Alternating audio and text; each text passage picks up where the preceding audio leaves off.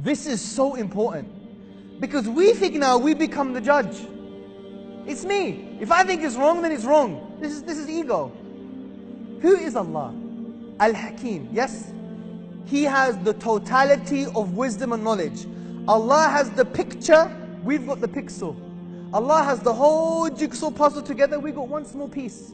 As Ibn Kathir says, Allah has the totality of knowledge, we have fragmentary pieces. Right?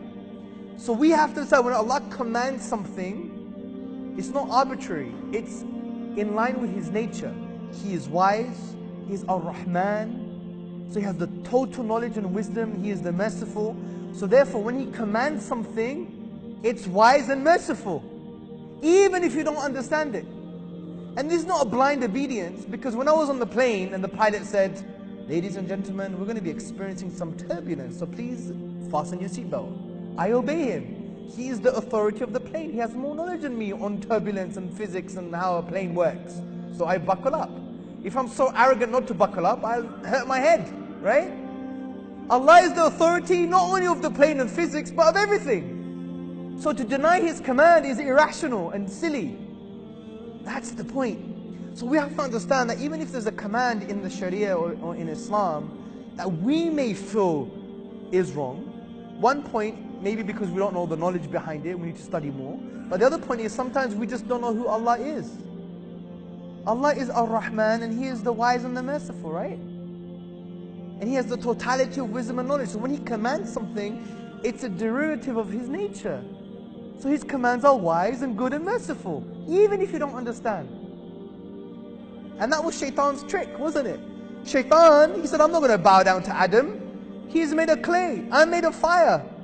You need fire to bake clay. Right? He thought he was better. He was the first pseudo-rationalist. Because he used his limited knowledge experience to deny Allah. But he was the greatest idiot. Why? Because he denied the ultimate authority. Do you see? So this is a subtle thing. Sometimes we have more doubts because we don't know the knowledge behind these things.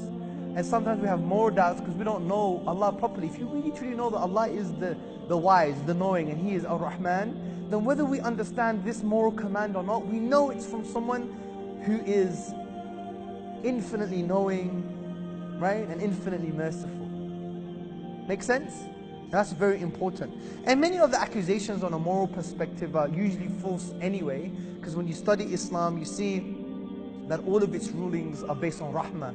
As Ibn Qayyim al-Jawziyah said, that all of the Sharia is based on mercy, is based on compassion. And you see it. Even things that you may think are harsh. Wallahi, brothers and sisters, the lenses you use to understand Islam is mercy. Here's the daleel. Number one, Allah says He is Ar-Rahman. And He taught the Quran. Ar-Rahman taught the Quran. The Quran is a love letter to humanity. Number two, Allah says about the Prophet ﷺ that he is a rahmah to all the worlds, to everything that exists. So these are the two fundamental lenses that we use to understand Islam. So for example, if there was a ruling for the punishment of treachery, right? We see this in the seerah. It's a political issue. After due process, just law, right? There's a punishment for treachery. That's not harsh, it's mercy. Why? Because if we always allow people to be treacherous against the community, and the community means what? It means Muslim and non-Muslim. It's not just Muslims. If we allow people to be treacherous from a social political level to the community, then that means we're easy target. And it affects everybody, innocence. So sometimes you have to have a suitably harsh law to create preventative mechanisms, right? So it's in line with a greater wisdom and a greater mercy. My country, Great Britain, right? Imagine France always broke its treaties, always did skirmishes near the border, killed innocent people. And David Cameron said, oh, we forgive you, France. Oh, we forgive you, France. Oh, we forgive you again. And the fifth time, England becomes France, right? And it's raped and pillaged all the Brits. God forbid, right? Too soft. That's not rahmah.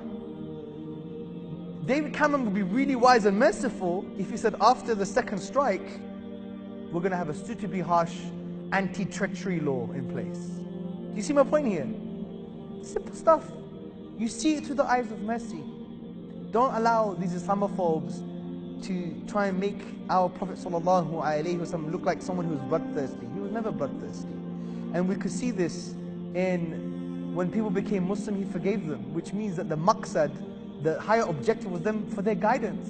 And that was true love, true compassion. Love for Anas, what you love for yourself. This is in Bukhari, narrated by Bukhari. If you love Allah and His Messenger, then you want to give that love to other people. You want guidance for people. He said, I didn't come here to curse people, right? He came to guide them. He was here as a warner and as someone to show them glad tidings. He forgave people who even tried to attempt to kill him. Right? What about the general amnesty in Mecca? Right? You know, people don't remember these things. The Prophet had a lot of hilm, a lot of forbearance, which is patience against aggression. And the other aspects that we see in the seerah, they have context. They have a social political context which is based on a greater mercy. Right? Because if people always intend to kill others, you have to put preventative mechanisms in place. Right?